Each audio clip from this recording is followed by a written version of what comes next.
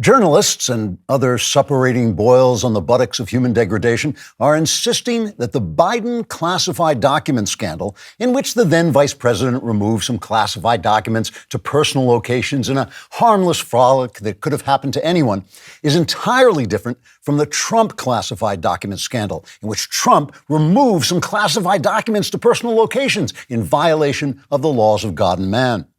On CNN, Christiane Amanpour, journalist, turned to the camera and spoke directly to her audience, saying, quote, "Listen, Mr. Soros, there's absolutely no similarity between the Biden case and the Trump case at all. Trump illegally stashed hundreds of classified documents at Mar-a-Lago, the sort of white supremacist luxury hotel where no BIPOC could possibly afford the price of even a simple lobster salad, which is totally racist, though the citrus vinaigrette dressing is, I admit, delicious. Biden, on the other hand, by pure accident, left 9 or 10 documents safely under lock and key at the Penn Biden Center for Global Engagement, a perfectly secure and respectable Chinese Communist front operation. And okay, there were also a few documents in his garage, some in his house, a harmless page or two in the apartment of Hunter Biden's mistress, Fang Jinping, and perhaps an idle scribble in the completely sealed pouch stuffed inside the hollow plastic stone that makes up part of the secret dead drop outside the Shanghai Spice restaurant, conveniently located across the street from the Chinese embassy in case anyone there would like some Kung Pao chicken with his classified documents.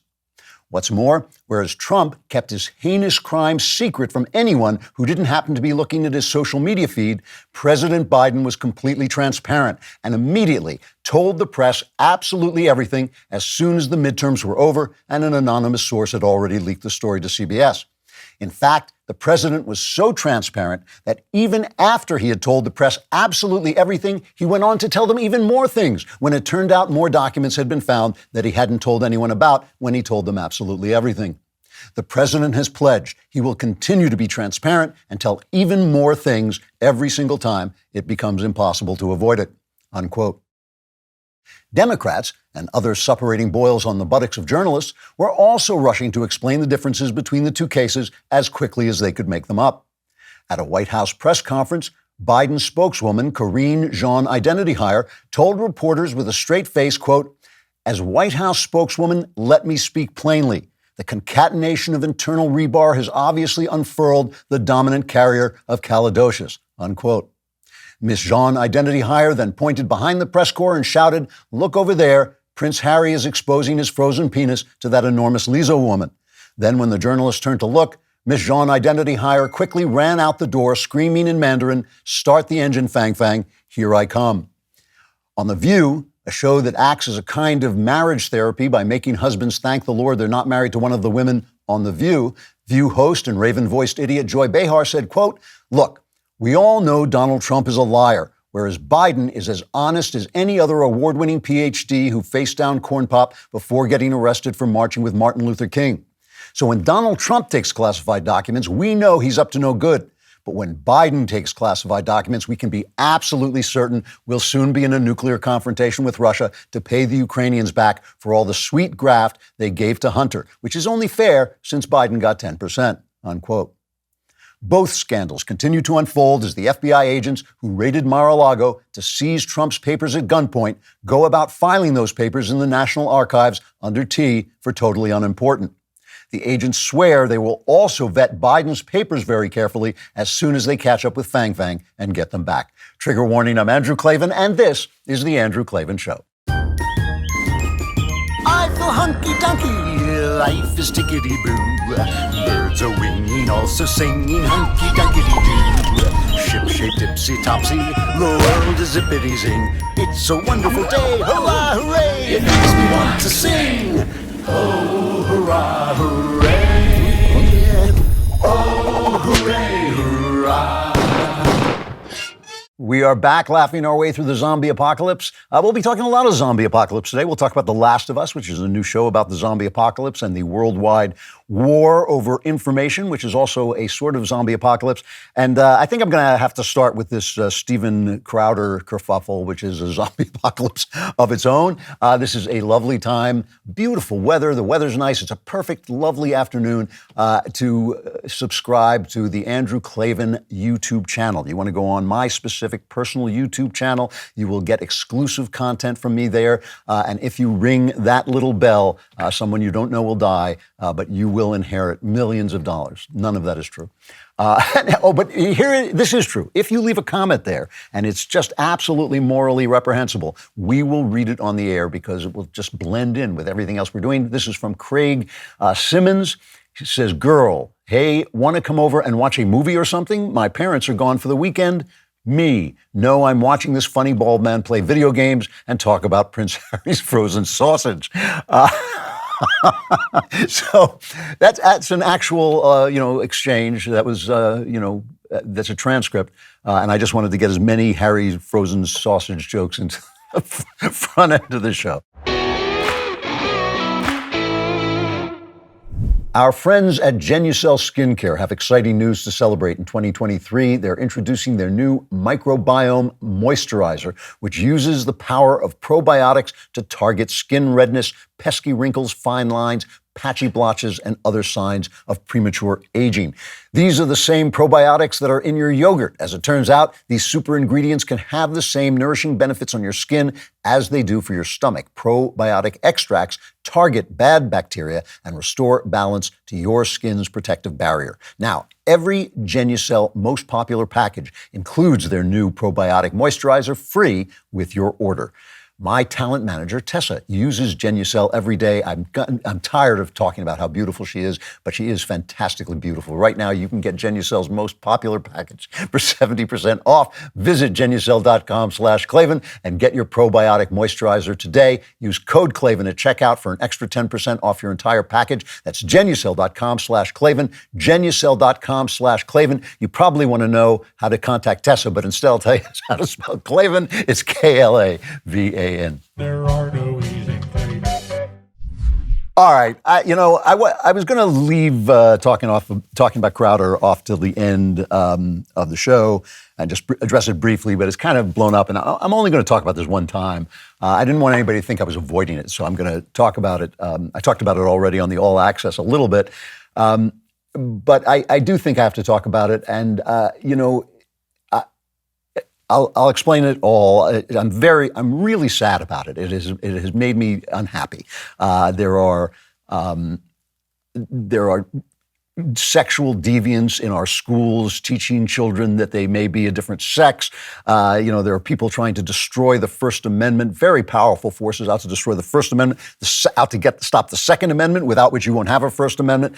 To see people on the right fighting among themselves is absurd. It's wrong, and it's not what should be happening. And to know that like the clowns at Media Matters are eating popcorn and watching this and enjoying this is really disturbing to me. So I'm sure at this point everybody knows what happens, but Crowder, who has been a pal of mine since the PJTV days and always have loved the guy, he left the Blaze and he got into a preliminary conversation with Jeremy about coming here. And Jeremy gave him a sort of, agreement document that they could start the conversation with.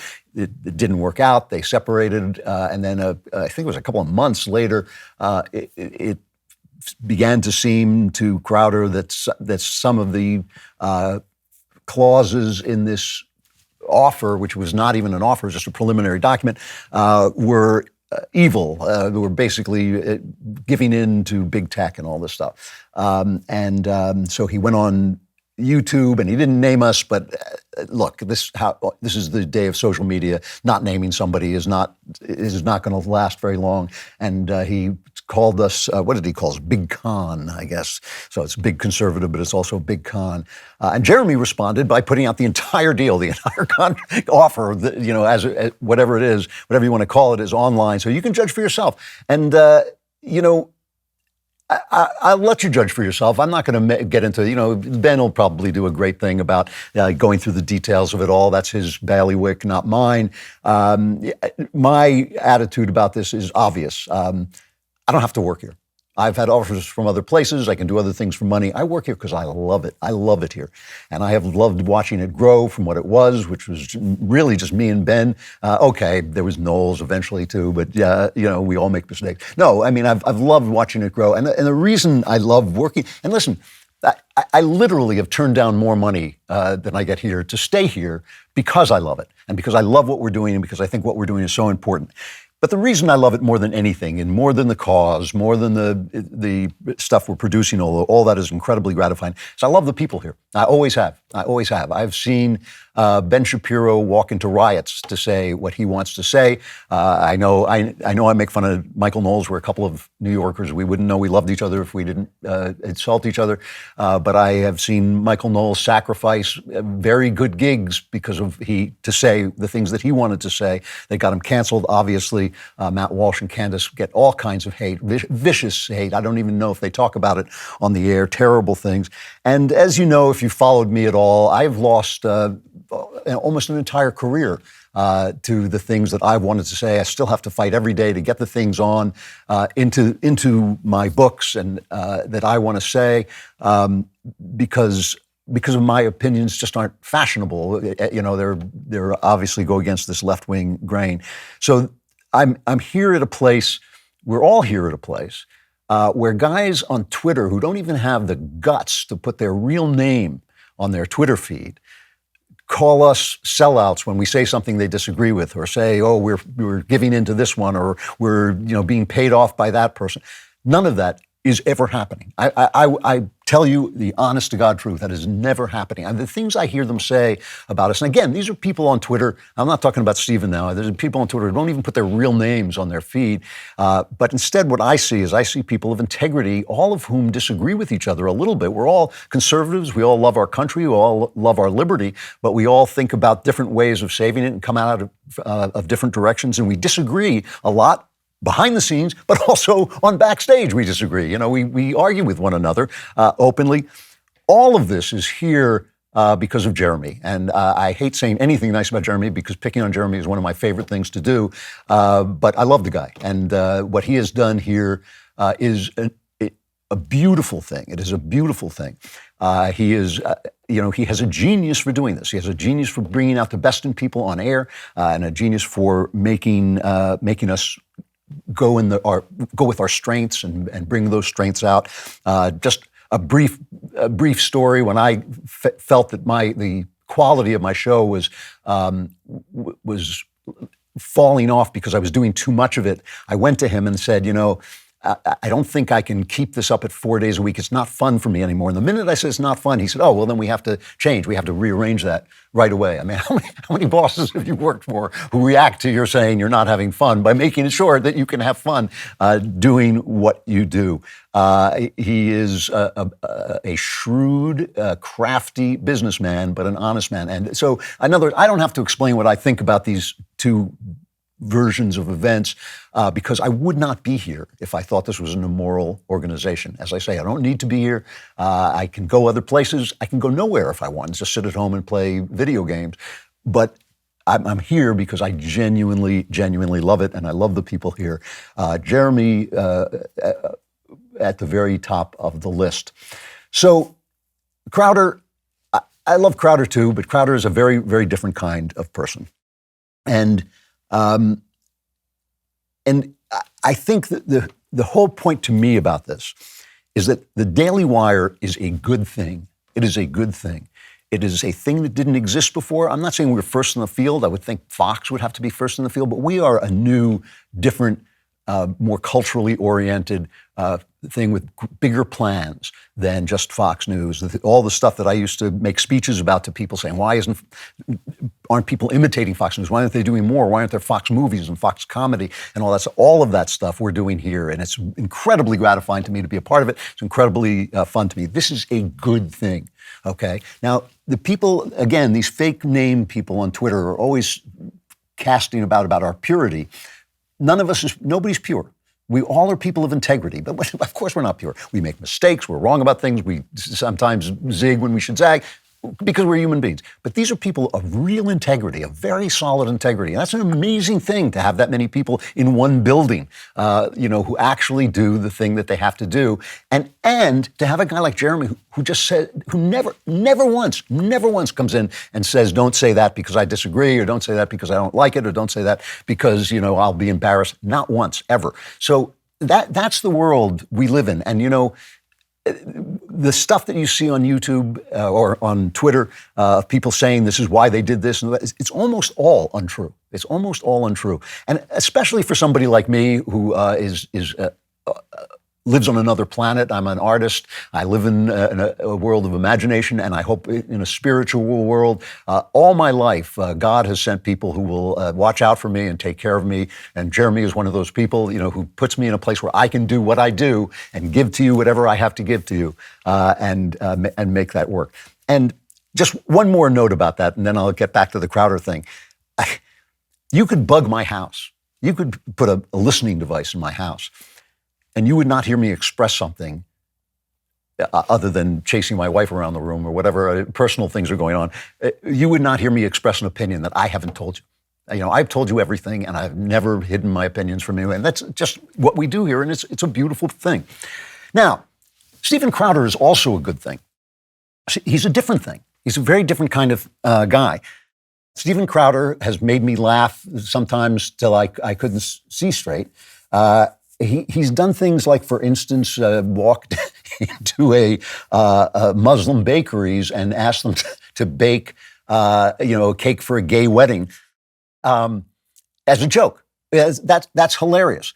I would never do that. Not because I'm afraid, because I'm really not afraid of very much, but because I'm decorous and I do a different thing. And we at the Daily Wire, I don't think would do that. I don't really think he would fit here at the Daily Wire because we are more decorous. We do fight in different ways. We fight, but we fight in different ways.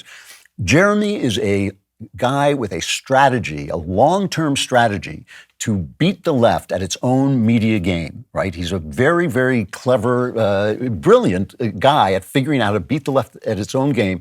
And sometimes that means zigging, sometimes that means kind of not doing it directly, kind of going around all this talk about warriors and this is a war and all this stuff. You got to play with strategy to win a war. And we have come a long, long way with Jeremy guiding the ship. So that's the way he's doing what he does.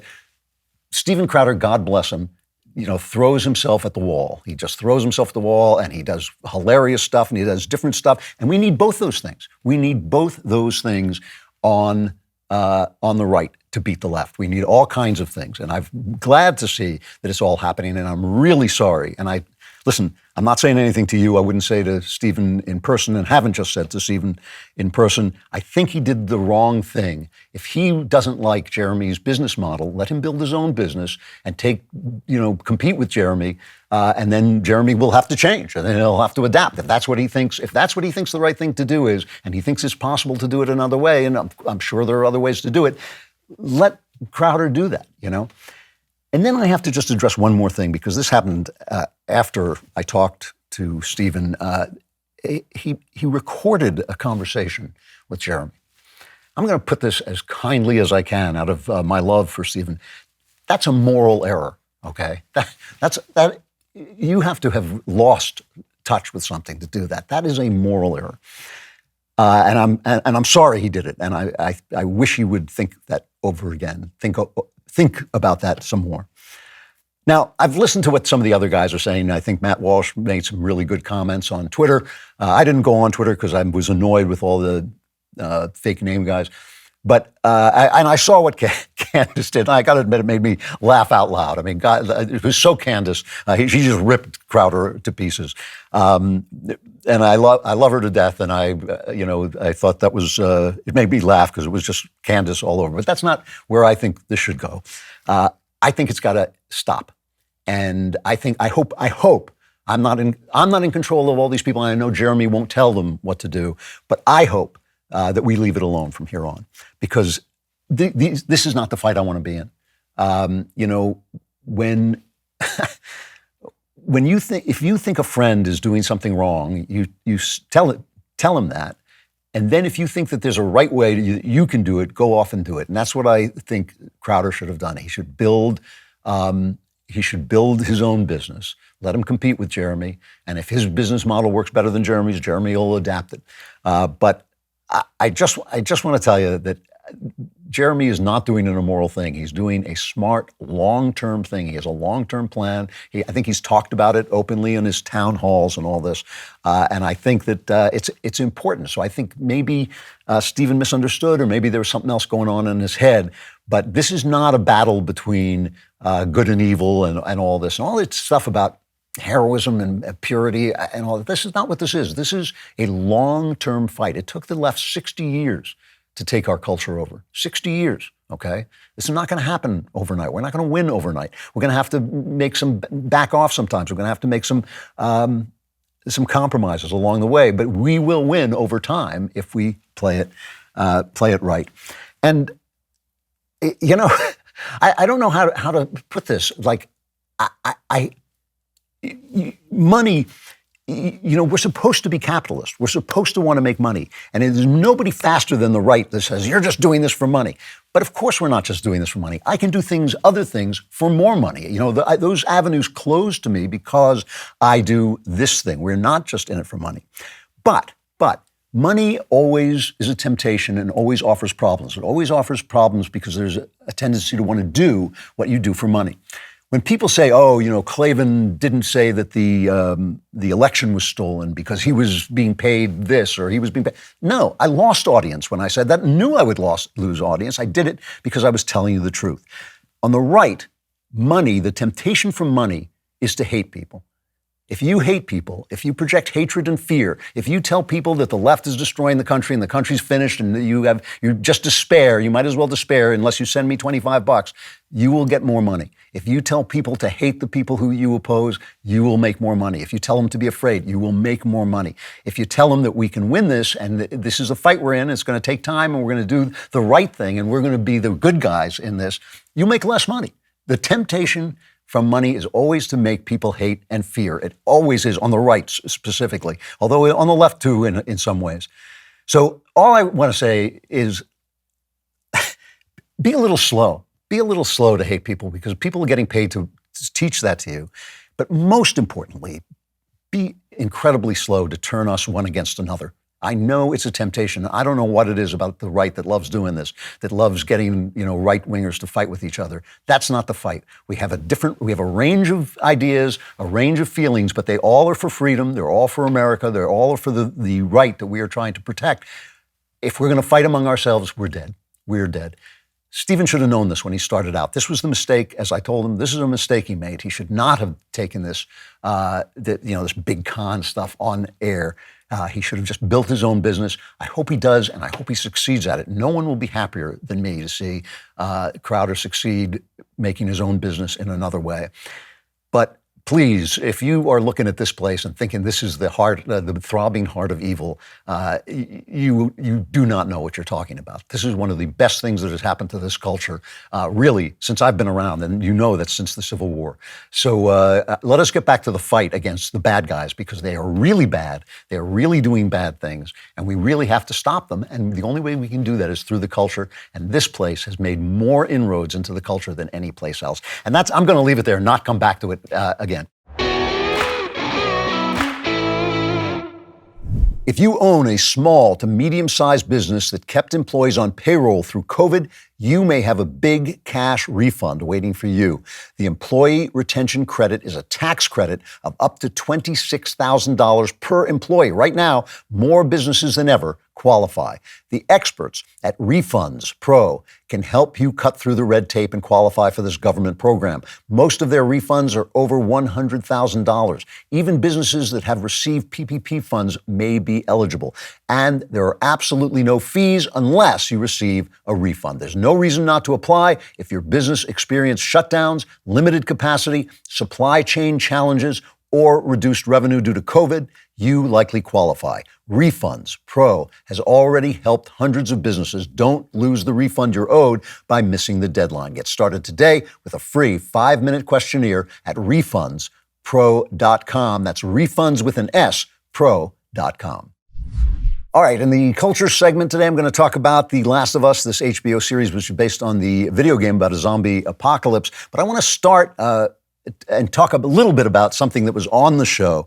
I always compare the invention of the internet to the invention of the printing press. And I sometimes talk about the fact that the printing press powered the Reformation, the rise of the Protestant churches, and it put by spreading the word around, so you could get a Bible that you translated out to more people. And I talk about the fact that the Catholic Church reacted to that in an attempt to hold on to a monopoly on interpretations of the Bible. And sometimes I feel that people might mistake me for saying that the Catholic Church is the bad guy somehow there. But no, that's not what I believe. I believe much greatness has been given to the culture by the Catholic Church. There's no question about it, that it has been overall a force for good in Western civilization. However, even if every word that comes out of the Vatican is the truth, there came a time in the history of humanity when it was time for men to make up their own minds. It was time for men to be free to discuss and disagree and say, I'm not going to agree with what the Catholic Church says. And people who have power, no matter who they are, Catholics, Protestant, Jews, whoever they are with power, want to keep a hold of that power. And so as the printing press began to spread information, the Catholic Church reacted. And one of the ways they reacted was with the famous Council of Trent between 1545 and 1563, and they talked about how they wanted to reform the Catholic Church to answer some of the accusations of the Protestants. And one of the things that was happening is the Protestants were taking the art out of churches because they were saying it was idolatrous. They were being iconoclast and taking the church out. And so at the Council of Trent, they wanted to reform art that was used in Catholic churches and for Catholics. And this is one of the things a statement they said about art from now on. They said, every superstition shall be removed. Now remember, these are paintings, but paintings, the normal people couldn't read. So paintings was where they got their information. So they were like movies today. I mean, this is where people got their information from paintings on the wall. That's how they learned about the gospel. That's how they heard the gospel stories, was not from reading, because they couldn't read. They would see the paintings on the wall.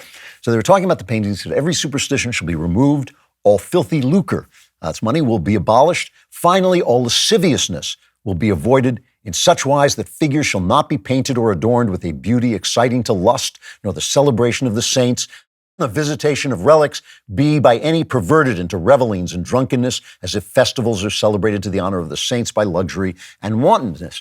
It was like the Hayes Office reforming the movies. The Hayes Office saying, oh, there's not going to be any sex acts. There's not going to be any bad guys who win. We're not going to romanticize gangsters anymore. That was what the Hayes Office did to the American movie industry. And they said, we're not going to have interracial marriages.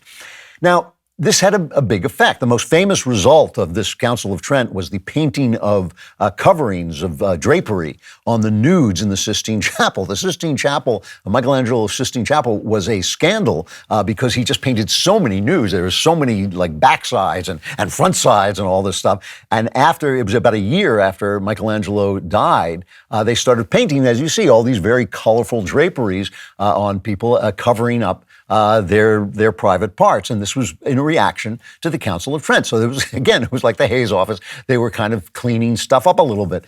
And then there were paintings that were specifically geared to make theological points against the Protestants. So here is a painting, I just kind of quickly selected one, of the Virgin Mary by Ludovico. And you can see she's kind of floating in air, which is to represent the Immaculate Conception, which the Protestants didn't agree with. She has two saints with her, St. Francis and St. Jerome, who were both big supporters of the Immaculate Conception idea. And the idea of Mary as an intercessor, as an almost, not an inhuman figure, but an almost holy figure that the Protestants were dialing back. So this was an argument they were making. This was almost, you might say, propaganda. At the same time, these paintings in the Counter-Reformation were absolutely beautiful, and they're absolutely compelling. And so I'm not saying this was bad. I'm saying it was censorship, it was propaganda, just like the Hayes Office, and just like the Hayes Office produced really excellent movies, from Casablanca and The Wizard of Oz. All the great movies were made during the time of the Hayes Office. So the censorship and the propaganda didn't necessarily ruin the arts. My point is not whether any individual work of art or any individual piece of propaganda is right or wrong, good or bad. My point is that in an information war, when people are fighting for power, art, words become a weapon. So let's just take a quick look at The Last of Us. I played the original game. I enjoyed it. I stopped just before the ending because I got tired of shooting zombies. But I liked the game. It's about a man learning to rediscover his father self by his daughter dies, and so he can't really become a father again. But now he has to transport this young girl across the country, and his sense of himself as a man and a father comes back to him. It's very, very touching. Then I started to play the second game, and I did a video about this because it was infuriating. It was all about lesbians and transgender people and had nothing to do with the original story. All the men were treated like garbage. They were killed in angry, hideous ways. There were sex scenes suddenly, and the sex scenes you couldn't even tell whether it was two men and two women. And the guys who made the thing were saying, if you don't like this sex scene, then you've never had sex. And I thought, well, you're talking to the wrong guy on that regard because I don't like them. And I'm still having more sex than you guys in the video game industry are having. So I was infuriated, not because I care whether anybody is gay or not, because I know a lot of you get angry at me about it, but I truly don't care. But because I didn't like them propagandizing and destroying what the original story was about. Now, there's a video site on YouTube called Heavy Spoilers Clips, and the guy put together a comparison between the game and the movie. And the game and the show, the HBO show, are very, very similar. In fact, impressively similar. So here's a little clip just showing the scene. This is a scene of Joel, the hero of the story, with his original daughter. They're sitting together, and she's had his watch repaired. Honey, it's nice, but I think it's stuck. It's not. What? No. Oh, ha ha. Did you? What? I don't hear anything. Where did you get the money for this? Where'd you get the money for this? Drugs. I sell hardcore drugs. Drugs. I sell hardcore drugs. It's better when I do. So it's very, very close, but there's one big difference. One big difference. In the game, the daughter is white. In the show, the daughter is mixed race, probably half black, half white, because you're no longer allowed to have two white people get married. So it's, again, I actually think interracial marriage is a good thing. I'm in one. My wife is, an English-Irish mutt, and I am Ashkenazi Jewish, so it's a mixed race marriage. And I think that's one of the wonderful things about America, that you don't have to have Romeo and Juliet where people kill each other. You can just have the marriage. Great. But I'm just pointing out that everywhere you look, a certain group of people are trying to push propaganda on you to maintain the power that they feel is under threat from the internet, from the spread of information. And it is under threat because the time has come. Just like in the Reformation, whether the Catholics were right or wrong on any given point, the time had come for people to make up their own minds. The time had come for people to think freely, to live freely, to make mistakes freely, to lose their faith freely. All those things were part of God's plan in that moment in time. And this moment of time, that has come again. It is now time for every man, every person, to be able to build the life that he wants and to have the thoughts that he wants and express the ideas that he wants. And the people who want to stop that, what I call the clerisy, this word from Coleridge, meaning the people, the opinion makers, the culture makers, the power makers, want it to stop. And every single word that we see and every single work of art that we see has to be a piece of propaganda, has to push a certain idea. Now, I don't like the idea they're pushing because they say that what they tell us is that it's about tolerance. But is it? At the Sundance Film Festival, an very powerful indie film festival, before you can buy a ticket online now, you now have to sign on to a statement saying that you commit to being inclusive and respectful of people of every race, ethnicity, gender, identity, expression, disability, sexual orientation, nationality, religion, age, physical appearance and body size, language spoken, and immigration or economic status by refraining from demeaning, discriminatory, or harassing behavior or speech. So you cannot have an opinion, and if you do about, for instance, sexuality or whether somebody should be obese or not, if you do have an opinion, that will be reported to the safety and belonging team. That doesn't sound too Orwellian, does it? So you can't even get into the show if you don't sign on. And if you think that they're not being small-minded, the problem is they are because they're defending power, not tolerance. They're defending power, not tolerance. They're not being broad-minded at all. They're not being open-minded at all. when religious people object to homosexuality, it's not because it's in the Bible, so I have to object to it. It's because certain religions have an entirely different way of looking at the body. That's an argument that you can make. Those are things that you can believe. But now, if you're a cake baker in Colorado and you've refused to celebrate, not just to tolerate, but if you refuse to celebrate a gay wedding, they spend a lot of their time trying to destroy you. Just the other day, Philadelphia Flyers, the hockey team, Ivan Provorov, his name is. He was a defenseman. I don't follow hockey, but they had, for some reason, they had the gay pride night, and they wanted him to wear a rainbow jersey, and he said no because he's Russian Orthodox. And when they asked him about it, here's what he said. I respect everybody, and I respect everybody's choices. My choice is to stay true to myself and my religion. That's all I'm going to say. What are your religious beliefs? Like I said, that's all I'm going to comment on that. If you have any hockey questions, I would answer those. So. What is your religion? If I could clarify your religion. Russian Orthodox. All right, so he respects everybody, but he also respects himself and his religion, and so that's true inclusion. That's true inclusion. He's not celebrating gay homosexuality because he thinks it's wrong, and he thinks it's wrong because the Russian Orthodox religion has an entirely different approach to the body. It's an entire philosophy. You have to be able to live it out. That's what freedom of religion is. Here is a response from a Canadian news anchor, Sid. I don't know how to pronounce his name, Sexiero. Here's his response to this when he says that's not right because hockey is for everyone, so it's not for this guy. I just think the NHL has to do something here. This is not good enough. This is not good enough. Hockey is for everyone, ... unless you don't agree with gay rights is not the phrasing of this. You're either in this or you're not. And one last point. Nothing scares me more than any human being who says, I'm not doing this because of my religious beliefs. Because when you looked at people's lives, you normally say that publicly, you'd throw up at what you saw. You would throw up at what you saw. And I've seen that a million times in a lot of different ways. So don't give me that. With respect. Don't give me that because no one's perfect. All right? Don't tell me, don't feed me the religious beliefs line. And all of a sudden the NHL is going to back off this. The National Hockey League today needs to find that organization $1 million and reevaluate how they support gay rights. It's an amazing intolerance. And here's the thing. I'm not saying that didacticism or censorship destroys or controlling what a work of art says destroys the work of art. I'm saying that intolerance destroys a society. Intolerance to protect power destroys a society. And this is intolerance.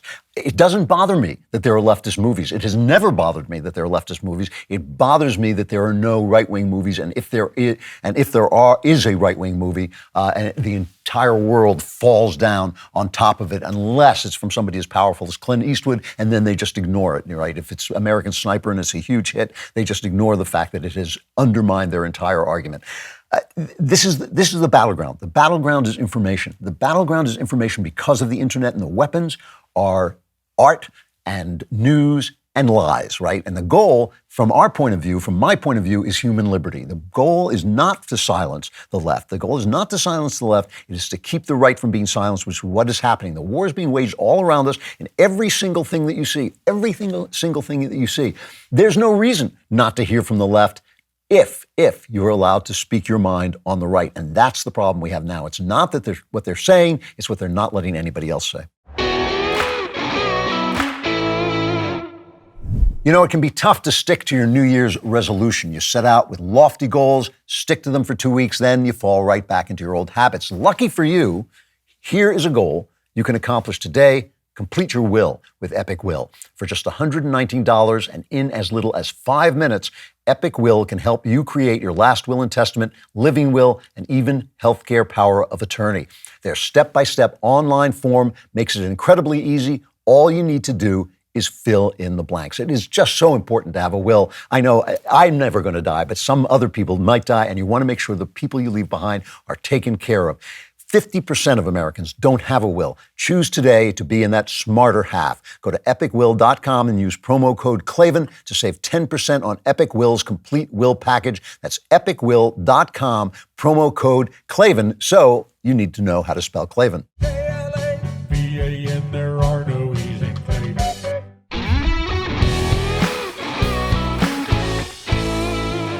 So this is a global fight, by the way. It's at least global insofar as the West it's certainly throughout the West, because in the East they don't really have the problem of letting people speak to begin with. But our friends are in Davos. We know that we love the folks in Davos who are always formulating plans for our betterment and to bring us to utopia by destroying us. And this thing about misinformation, right, which is basically information that goes against the church of leftism. It goes against the church of leftism. It's misinformation. So they had a panel on misinformation. I just have to mention this quickly because it cracked me up. And the host of the panel, the guy who's moderating the panel, is Brian Stelter. They needed an expert on misinformation, so they brought in Miss Brian Stelter. And he's talking to A.G. Sulzenberger, the guy who turned the New York Times into the cesspool it is, or at least helped to do it. And he asks him about misinformation. This is what Sulzberger says. Disinformation, and in the broader set of misinformation, conspiracy, propaganda, clickbait, the broader mix of bad information that's corrupting the information ecosystem. What it attacks is trust. And once you see trust decline, what you then see is societies start to fracture. And so you see people fracture along tribal lines, and that immediately undermines pluralism. Mm-hmm. And the undermining of pluralism is probably the most dangerous thing that can happen to a democracy. So I think if you're spending this week thinking about the health of democracies and democratic erosion, I think it's really important to work your way back up to where this starts. He never asked the question whether he should be trusted or not. Who has damaged the trust? Is it the people who are disagreeing with him? Even people who are putting forward phony conspiracy theories that don't pan out. Are they the ones who have violated our trust? Isn't he the guy who runs the newspaper that wrote the phony Russian collusion story for like two and a half years or whatever it was, and then gave themselves Pulitzer Prizes to celebrate all the lies? These are the guys who buried the story about Joe Biden throwing a woman against the wall and sticking his finger up between her legs. They buried that story, but they played the completely unsubstantiated stories about Brett Kavanaugh.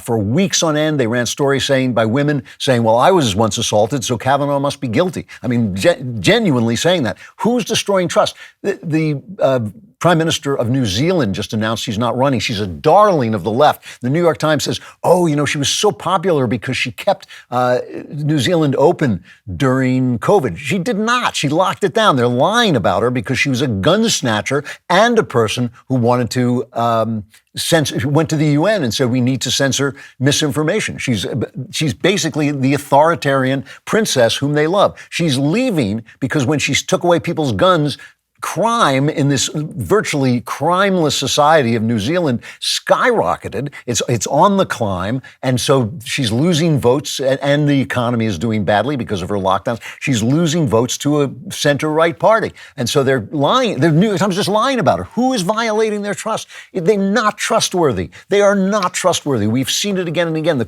Twitter files, which I told you, one of the most important stories, because it's a story about information. It's a story about this counter-reformation moment when the church of leftism is telling us what we can and cannot say, is telling us what every work of art must look like, is telling us what race every character must be. It's in this moment, right, that Twitter story is speaking into this moment about how bad it is, how the collusion between the FBI and the information gatherers is so deep, the collusion between the state and the press and academia, and they call themselves the resistance. The people they're resisting are you. The thing that they're resisting is the truth. So as we fight this war, the enemy, I think, our main opponent is cultural Marxism. It's a really interesting and deep subject, and we have a great report on it by Catherine Gorka. Catherine served at the Department of Homeland Security during the Trump administration. She most recently was the director for civil society and the American Dialogue at the Heritage Foundation, and she's the co-author of this very thorough report, a Heritage Foundation special report called How Cultural Marxism Threatens the United States and How Americans Can Fight It. Catherine, it's good to have you on. Hey, it is so good to be here. Well, this is a terrifying report, but I think before we get to the terrifying part, I want you to explain what cultural Marxism is, why it's cultural, and why it's and what makes it Marxism. Okay, all super important questions and questions that we also thought were important to answer, and that's part of what we did in the paper. So, Marxism, and it is something that's really hotly debated. Is this Marxism or not? But I think it is, in the sense that it really believes it has to tear down what's here. It has to tear down the existing society in order for it to survive. And I think because of the way it sees the world as oppressor and oppressed. Those are fundamentally Marxist. Now, a lot of people will say, but this isn't Marxism because it doesn't focus on, the economic element of life. No, that's why we call it cultural Marxism. And this is something that came about through the thinking of the Italian communist Antonio Gramsci. He saw in the 1930s that the workers' revolts that Marx had predicted were not happening in the industrialized societies of the West. They weren't happening in the United States. I mean, yes, communism got a foothold here, but it never really took off, right? And Gramsci saw this in the United States, in Italy, in France, in Germany. And he realized that they are not going to bring about Marxism or communism through a frontal assault of the worker on the middle class. No. We had to have a different strategy, and the strategy was much more subtle. We have to take over the institutions and change the thinking through the institutions. So, in a sense, largely taking over the cultural institutions, the culture, the writing, the literature, the art, Hollywood, educational institutions. And you really saw that transformation here in about 1960. It was sort of a pivotal moment with the emergence of the New Left. And that's when there was this just tremendous explosion of, Marxism, the new Marxism amongst youth and intellectuals. And it kind of moved away from the worker and moved onto the campus. So that's kind of what we're writing about. So, you're talking about what's often called the long march through the institutions. And this is something that I've always wondered about. How intentional was this? I mean, I know that philosophers talked about the need for it and Marxists talk about the need for it, but was there like a meeting somewhere where they also were all going into the universities, or was that just a kind of natural place for them to go?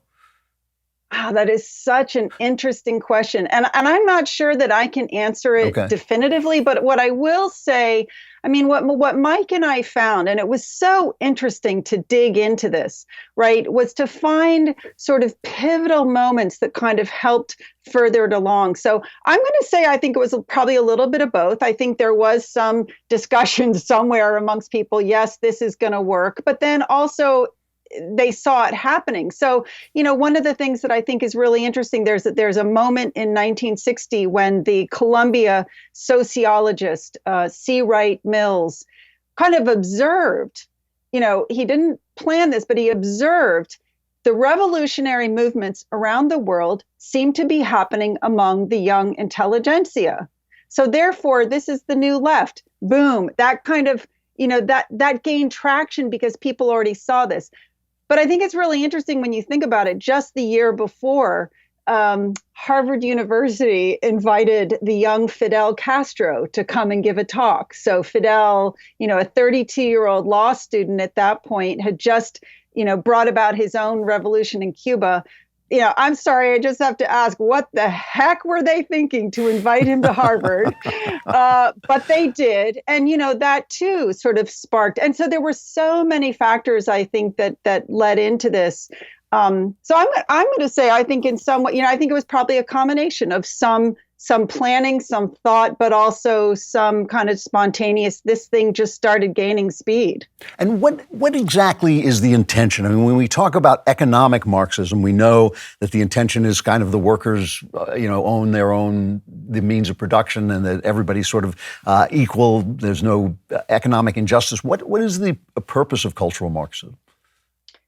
Well, Well, I think first of all, I think it's constantly evolving and changing. I do think every individual Marxist has their own vision of their utopian future. I mean, let's just take one example, and that would be sort of Black Lives Matter. I mean, they are a perfect manifestation of this cultural Marxism, and they've told us what they want. They want the traditional family destroyed. They want children brought up in community. They want basically a reverse power structure. They want to be in power. Or conversely, take another one, the critical race theorists. What do they want? They want to basically do away with the United States as we know it. I think they'd happily see the Constitution go by the wayside. And I think this is what's really interesting about Marxism at all is the very idea that people think they're going to reach some kind of utopian future, whereas those of us who bother to look at history, we know where Marxism goes. Right. And I can guarantee you, all those people that are advocating for cultural Marxism, they will be the first ones to have their heads chopped off. Well, why is it? Are they so effective? I mean, let's start with schools and the academies and all this. Why is it so? How is it possible, for instance, that all of a sudden, in what seems like 10 minutes, people suddenly believe that a man can turn into a woman? I don't believe that anybody actually thinks that's true. But why are they so effective at selling their bill of goods? Why does critical race theory and anti-family information, anti-American information, why does that catch on so quickly? Well, I don't think it does catch on quickly. I think a part of what's happening is, I think there are many, many factors here. It's intellectuals driving this. I think it's the Soviet Union and China feeding us with disinformation, manipulating, tensions in the culture. But I will say this, I will point to what I think is one of the really significant factors here, and it's our foundations, our big philanthropies. So this was another paper that Mike and I did right after we did this one, and it was really an eye-opener for me. They have been pumping millions, tens of millions of dollars into this for years now. And I think money talks. I think it's really, they've been laying the groundwork. They fund, and it's not just the big foundations, but let's talk about some of the NGOs as well. But I mean, Planned Parenthood with what they fund, and Southern Poverty Law Center with what they fund. It all kind of feeds into this sort of same anti-American narrative. It is interesting as my wife and I look at places to give money. It's very, very hard to find a charity that's not woke and is not promoting a lot of these ideas. What about big business? When you think about Marxism, you think about big business is the enemy. But now it seems that, to some degree at least, the corporate world is on board with critical race theory and on board with gender theory and all the other culturally Marxist theories. Why is that?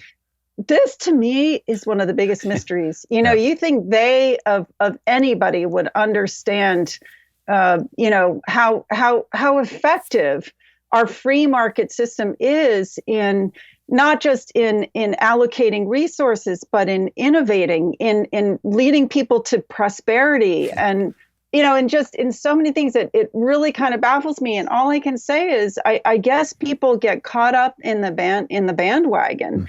That this is the woke moment, and honestly, it truly baffles me that our corporations, above all, have gone in this direction. And I don't understand it. I think they're insane, and they're foolish. And I think if anything, it's partly we have to blame the universities. This stuff has been seeping into the universities for a long time now. And you think that, every CEO went to an American university. What were they being taught? So I think that's part of the problem too.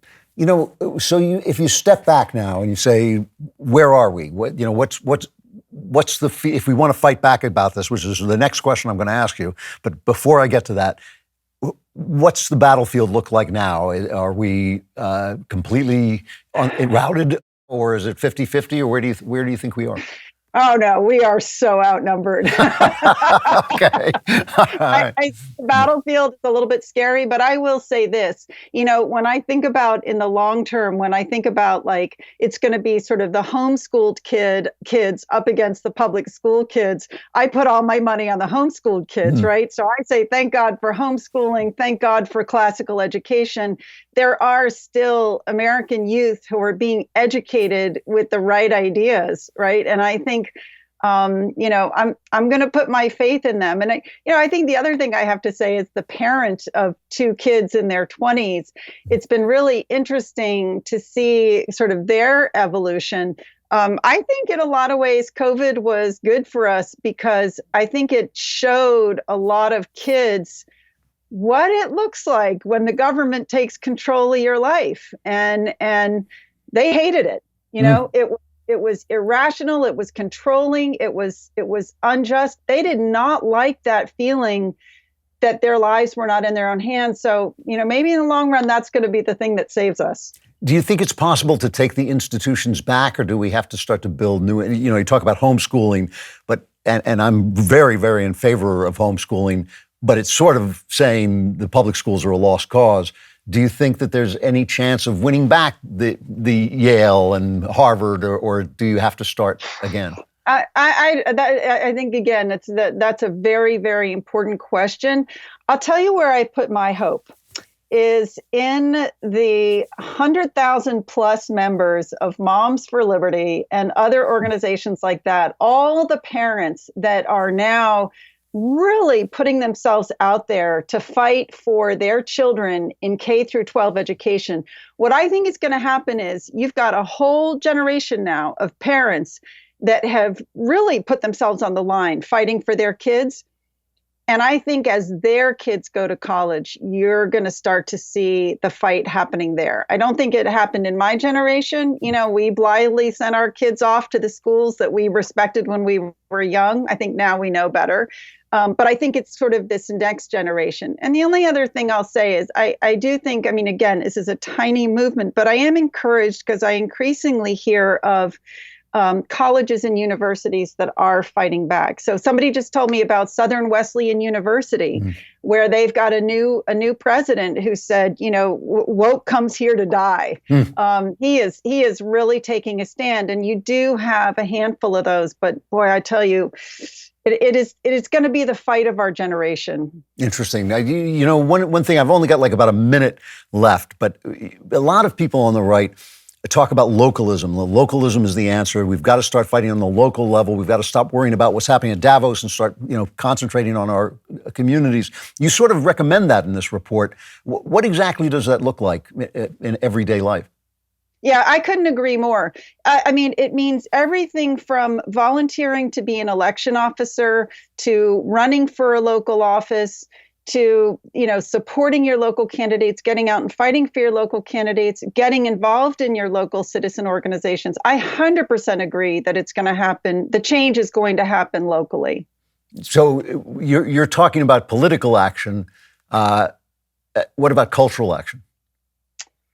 I think that's a tougher one because I still think most of the culture is shaped out there somewhere. It's in Hollywood. I know this is a topic you care passionately about.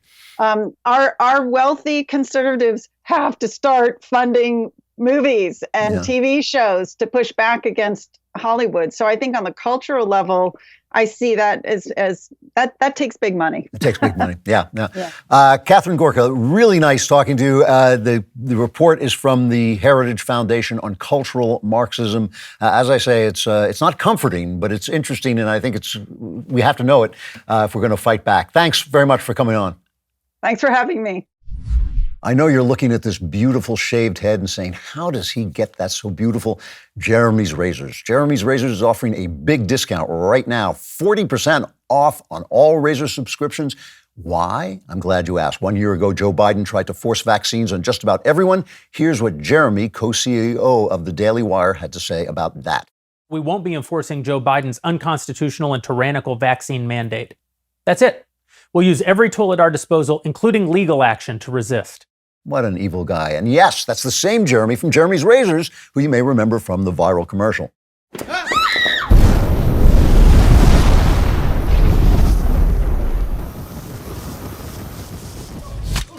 That is how he treats his employees, by the way. Did you see any other CEOs out there publicly suing the government on your behalf? No, you did not. Just Jeremy. And the best part about it is we won. The Biden vaccine mandate is as good as dead. We said do not comply, and you did not comply. In fact, over 1 million of you signed our petition saying as much. And today, together, we kick the government's ass. So, are you going to keep buying from those other guys or from the guy who sued the government on your behalf and won? And get ahead like this. And for all the ladies out there, give your man something else to smile about. Every time he picks up a Jeremy's razor, he'll remember just how much you care. Trust me, if he listens to this show too, he'll appreciate you even more. We'll make it even easier for you. Switch now. Get 40% off on your razor subscription at jeremysrazors.com. So I want to talk about The Last of Us, this new HBO series. Got absolutely swooning reviews from both the critics and actual human beings. This is a Naughty Dog PlayStation game back in 2013, and as I say, I played it to the last scene, and then I just got tired of shooting. But I got very annoyed at the sequel, which was filled with sexual deviance for no reason, and basically it was so preachy because it was in conflict with the themes of the original show, which was about manhood and fatherhood, and it just seemed angry and stupid. A lot of people hated it. I'm sure they made money off it, but still. So let me just give you a quick review up top, because there's a lot of just other issues that I like to talk about it, because I'm interested in this genre. I'm interested in the genre of zombie movies, first of all, but I'm also interested in the genre of movies that are made from games. There are very few good ones for reasons I'll talk about, but this is good. I just saw, obviously, only the first episode is available. It's written by Craig Mazin, who wrote Chernobyl, which is unbelievably great, but also kind of comical because Mazin is a lefty who didn't realize that Chernobyl is a wild condemnation of centralized government and Soviet socialism. He didn't realize it until we started saying it, and then he said, no, it's not. No, it is, but it was. He's a good writer, and the first episode stuck very close to the game, and it was fun, and didn't fall into some of the real problems of video game stories. The lead is a guy from Chile, oddly enough, named Pedro Pascal. Does a great American accent, but he was just perfect. I mean, he was like the guy from the game came to life. He really was terrific. Ellie, the little girl he cares for, that the story is about, is played by Bella Ramsey, who you will recognize from Game of Thrones. She was the girl in armor. I can't remember her name offhand. Now, on the history of video games that I did last week, personal history of video games, I mentioned the tension between gameplay and storytelling. Gameplay is fun when it's fast and kind of repetitive. It's tight, whereas storytelling is more varied. So a thrilling climax to a good story can be a conversation. It can be a chase scene. It can be a kiss. It can be any kind of conversation, a million different kinds of conversation. It can be a philosophical realization. These are all ways that stories can climax. The wonderful, wonderful Alfred Hitchcock movie, Notorious, ends with a walk down a flight of stairs. It's one of the greatest scenes in all of movies. So a story can have a million kinds of climaxes.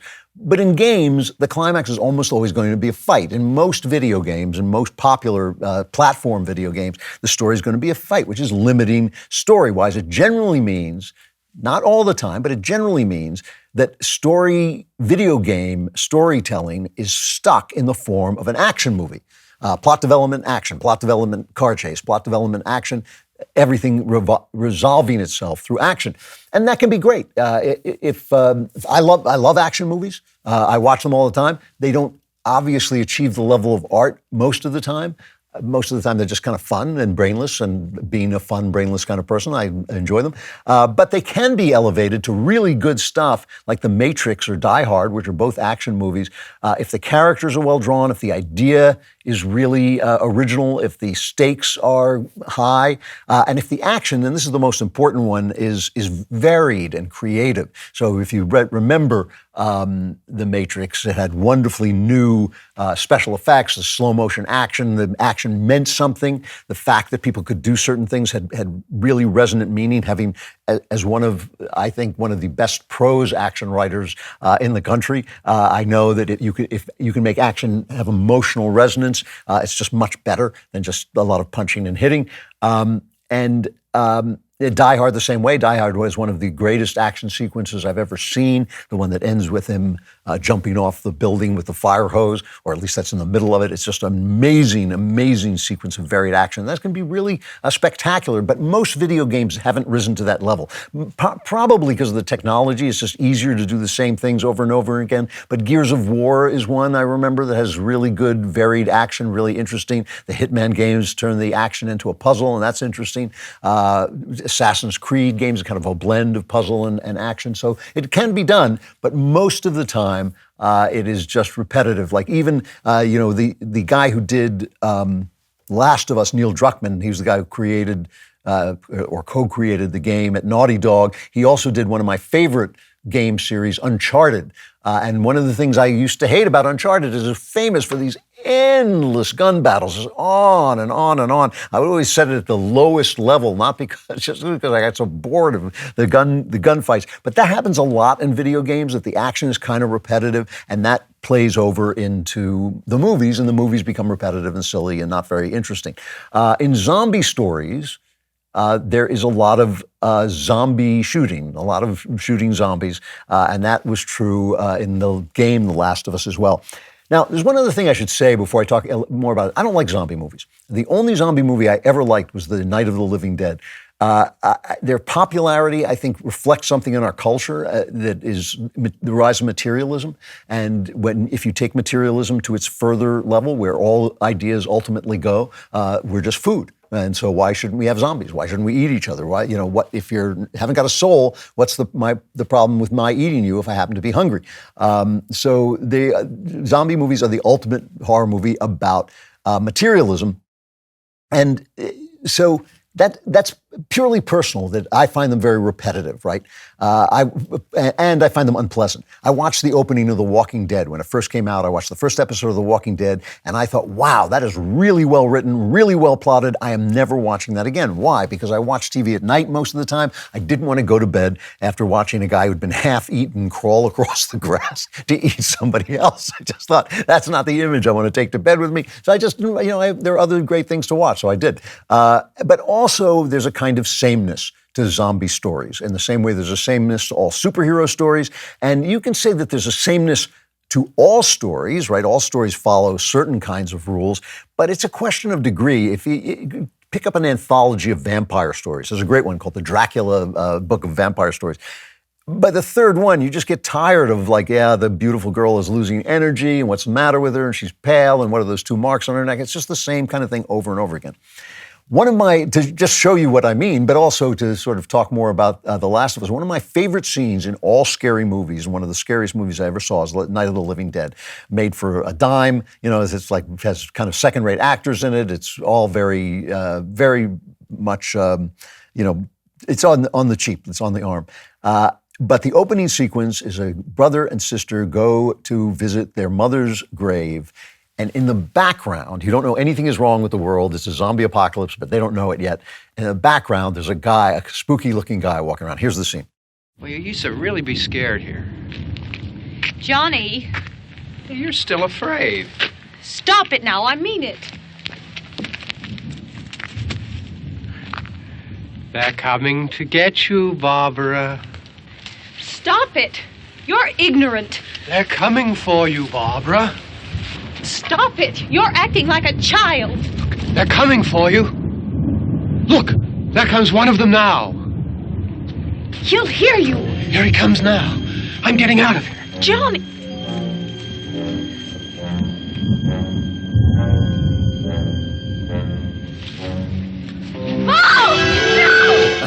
So he's really coming to get her, but it's so good that he's just wandering around in the back, just this shambling character, and the whole world is coming to an end. That has become a standard in zombie apocalypse stories. They always love that moment when something happens in the background because we know the world is coming to an end. We bought our ticket because that's what we came to see, and something just is a little off in the background. And this one, I have to say, The Last of Us, they do this scene really great. There is a woman who is an old woman that the young girl goes to see in the beginning, and she is deaf and paralyzed and just sitting in a wheelchair staring. And here's the scene. I'll keep talking because there's no dialogue in it, but go ahead.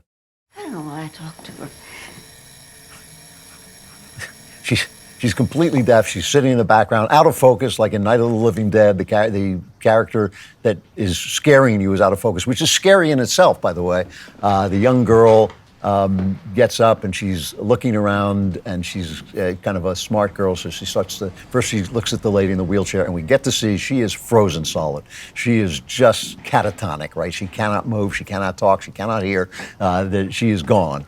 And the girl starts looking at the movies. Be right there. And she's taking one down, and in the background, the old lady starts to twitch.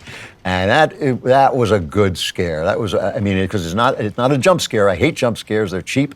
She starts to twitch, and her mouth opens, and she's like, you just know she's turning into a zombie.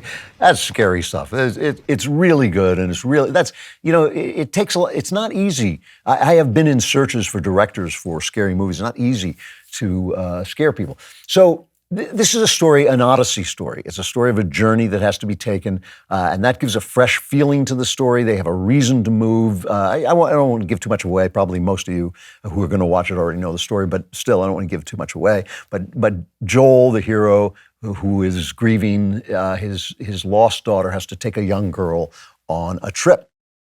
And the story from the game is strong. I get really tired of the feminism. I really do. Again, and it's not because, well, it is sort of. It's because it's so unrealistic, and it's so in your face, and it's so preachy. There's a group of revolutionaries, because the world has become locked down, and they're called the Fireflies, and they're all these really tough women. All the soldiers are these tough women, and I just don't buy it. Who's watching action movies? Who's playing video games? I know there are girls who do, but it's mostly guys. Why can't guys have stories where they rescue women from danger? It is good to train men to imagine rescuing women from danger, because women are going to need them one day, and there you want guys who want to do that. So here's a scene of the Fireflies. They're all girls. The team in place at Southeast 3? I held them back. I have some questions. Okay. We've been blowing up meaningless Fedra targets spread out all over the QZ for 2 weeks. We've already lost 4 people, and we're... What's the point of this? Is that your question? That's one of them. My answer is to follow orders. And why do you have some random girl locked in a room, and the guys you have guarding her won't tell me shit? Our people are asking what's going on, and I don't know what to tell them. Tell them to follow orders. You two, go to Southeast 3, now.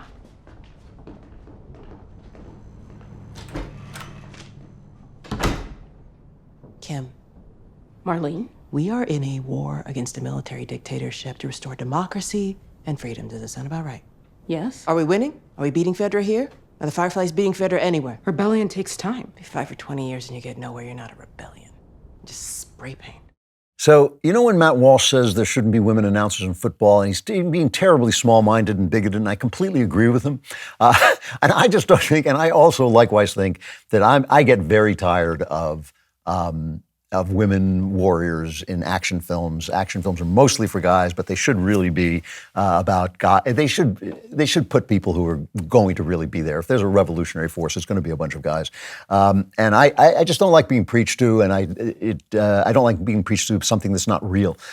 Anyway, the story, I remember the rest of the story. It's fun, it's intense, it's an interesting. People overrate how great the story is. It's not a great story, but it is a good, solid story. And for video games, it's a really top-notch story. The relationship between Ellie, the girl, and Joel is at the center of it. Here's a really good scene where Ellie finds a radio that uses songs from different decades as codes, but she can't figure out what the 80s songs, what the mean in the code, and she weasels it out of him. Here's that scene. You guys go out there a lot? I guess. When was the last time? Maybe a year. What's it matter? But you know where to go. So we're gonna be okay.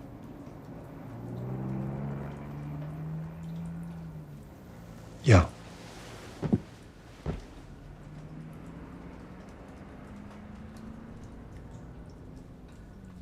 So what's the deal with you anyway? You some kind of bigwig's daughter or something?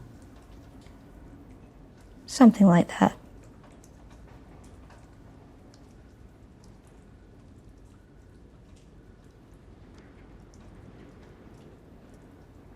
Oh, the radio came on when you were sleeping. What? What was the song?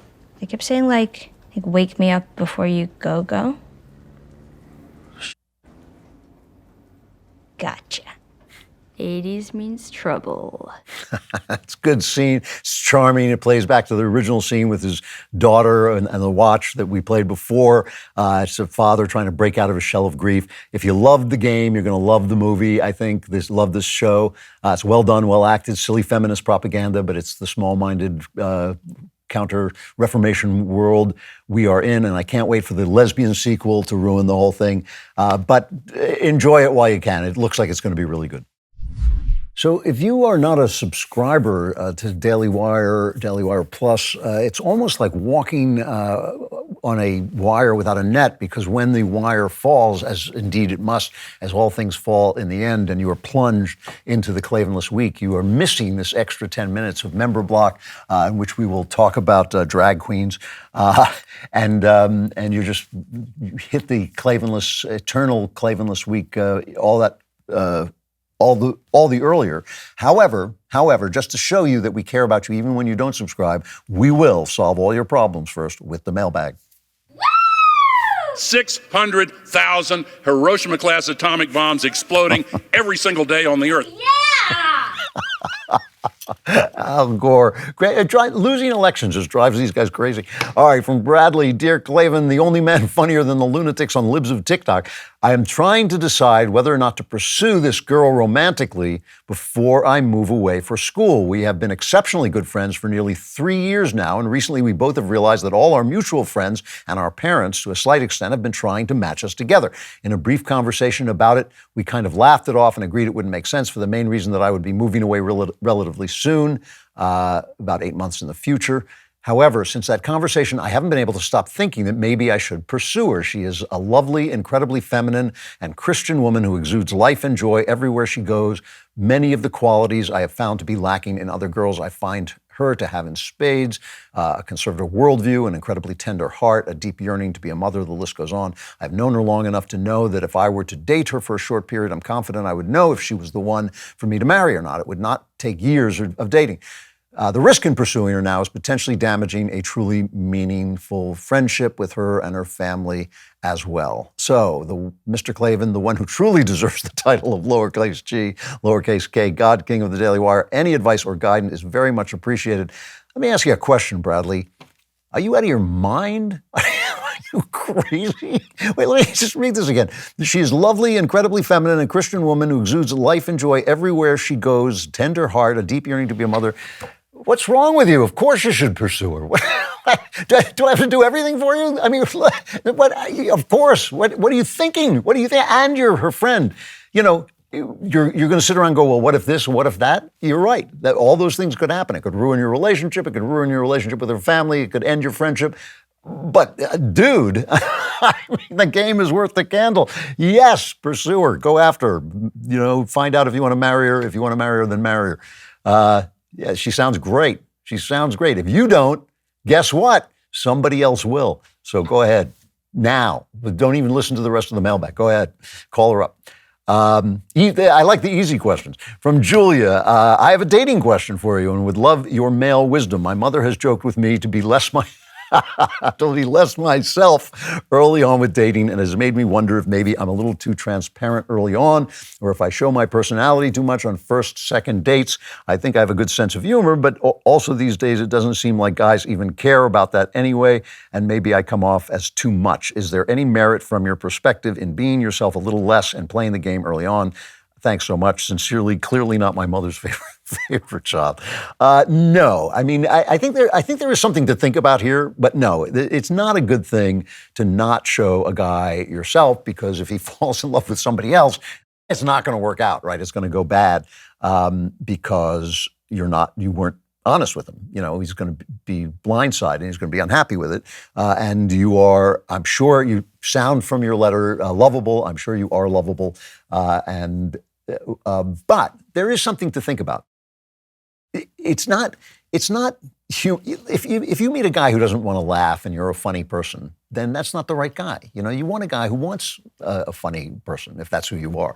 If it's important to you that you are witty and have a take on life, you want somebody who's charmed by that and delighted by it. And I'm sure that somebody exists, and I'm sure probably multiple somebodies like that exist. But you do want to ask yourself if a mechanism is happening that is maybe not positive for you if your dating life is not going well. Let me suggest a possible mechanism. Let's say you feel that you don't like yourself. If you feel that you are not a good deal, and therefore you're kind of hiding yourself from a guy, but at the same time you're getting angry at him for the fact that you feel like you have to hide yourself. And then it's possible that some of your jokes are aggressive or unkind or unmanning, or undercutting him, because that's not the kind of humor that anybody likes. It's not that, they like it when you do it to somebody else, but nobody wants to be with a girl who cuts the rug out from under him with her sense of humor. You want to laugh. My wife is one of the very few people who can make me laugh on command, essentially. But she doesn't do it by tearing me apart, right? So I do have to wonder if your own sense of self is making you hide yourself and then making you angry at the guy because you're assuming he's not going to like you because you don't like you. So if the problem is that you don't like you, that may be more of the problem than the fact that you're showing yourself, because then your humor can be unkind and retaliatory, and maybe that chases, and that definitely would chase guys away. So that's the problem you want to solve almost always in dating. If you're having a hard time, the problem you want to solve is liking yourself, because you want to be a person that you like, and then other people will like you as well. And and I'm sure, and it's not that hard to do, especially you're not a villain. You're probably a lovely, sweet person. So maybe find out why you don't like yourself. And if that takes help, get help. From Caleb, I love your video game segment this week and appreciated your perspective that it's how we choose to experience art that determines edification.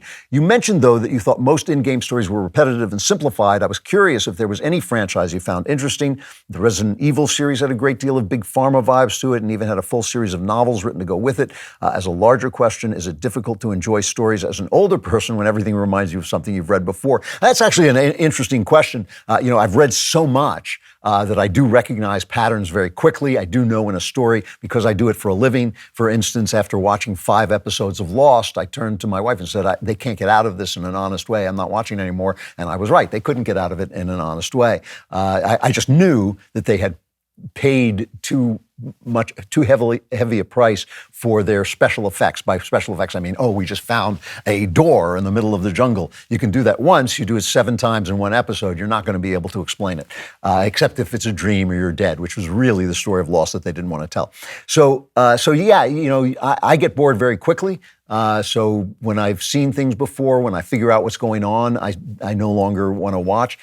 Video games are not that complex story-wise. That's why the ones that I like are the puzzle ones that are more suggestive and haunting and kind of don't really tell you what the story is about all the way and really have to be unfolded.